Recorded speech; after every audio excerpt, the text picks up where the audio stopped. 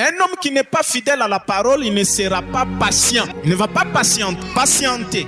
Supporter les douleurs, supporter les adversités, les injures, les fatigues. Parfois vous êtes fatigué, mais la patience, c'est la vertu qui vous pousse à aller au-delà. Attendre quelque chose qui tarde à venir, c'est patienter. Et quand vous êtes en train d'attendre, vous êtes calme, vous êtes tranquille, vous avez le sang-froid. Le sang-froid, vous attendez, vous avez le sang-froid. C'est ça la patience. D'abord, supporter les adversités, les douleurs. Les choses vous font mal, mais vous devez aller jusqu'au bout. La persévérance, c'est aussi la patience. Donc, vous patientez. Quelque chose tarde, mais vous devez aller au-delà. Vous devez aller jusqu'au bout. C'est ça la patience. Vous supportez les douleurs, vous supportez les injures. C'est la patience. Parce que Frère Branham parle de 3 sortes de patience. Il parle de la patience vis-à-vis de la promesse de Dieu, la patience dans les épreuves et la patience les uns envers les autres. La Bible dit nous devons nous patienter. Autrement dit, nous devons nous supporter. Et voici ce que Frère Branham dit. Il va insister sur la patience de Dieu. La patience envers Dieu.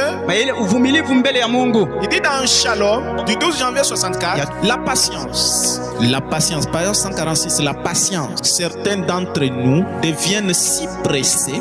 Je crois que beaucoup de braves hommes ont fait cela. Vous commencez à être trop pressé et vous voulez le faire vous-même. Vous voyez, Dieu a dit dans sa parole que ça va arriver. Quand vous devenez impatient, vous voulez faire la chose là vous-même. C'est que vous n'êtes pas patient. Frère Branham dit, mes frères dans le ministère, beaucoup d'hommes sortent étant impatients, mais croyant que c'est le temps. Ils croient que c'est ça même le temps de Dieu. Vous essayez de faire quelque chose par vous-même. Attendez-vous au Seigneur. La patience est une vertu.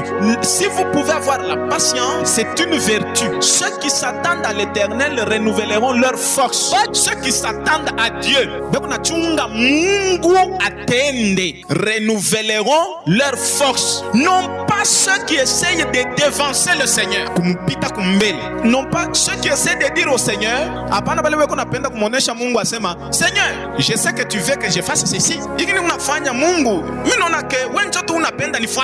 Non, ça ce n'est pas être patient. Ça vous voulez devancer Dieu. Alors, Frère Branham dit, ne faites pas cela. Attendez-vous au Seigneur. La Bible dit, ceux qui s'attendent au Seigneur renouvellent leur force. Dieu a pris des milliers d'années pour accomplir sa promesse d'un sauveur qui allait venir. Pour créer la terre, il a fait des millions et des millions d'années. Pour envoyer Jésus, dès lors qu'il a prononcé la parole, ça a pris 4000 ans. Donc lui-même, il est patient. Il prononce sa parole, puis il commence à la patienter.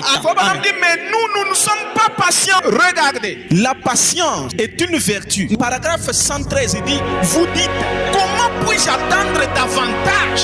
Comment puis-je attendre davantage? Continuez simplement à attendre. Qui peuvent dire amen à ça? Continuez simplement à attendre. Après que vous avez fait tout ce que vous pouvez faire pour supporter,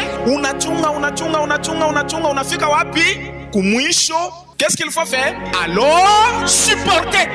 Voyez, supporter simplement. Comment vais-je m'y prendre? Frère Branham dit, supporter. Donc, comment? Je ne le sais pas, mais cela arrivera. S'il l'a promis, cela arrivera. Même si ça traîne, même si ça fait des milliers d'années, patientez. Et quand vous avez tout patienté, Branham dit, continuez à patienter.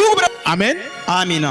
Ne dictez pas à Dieu ce que vous voulez faire. Laissez Dieu vous dire ce que lui veut que vous fassiez. Il faut être patient envers Dieu.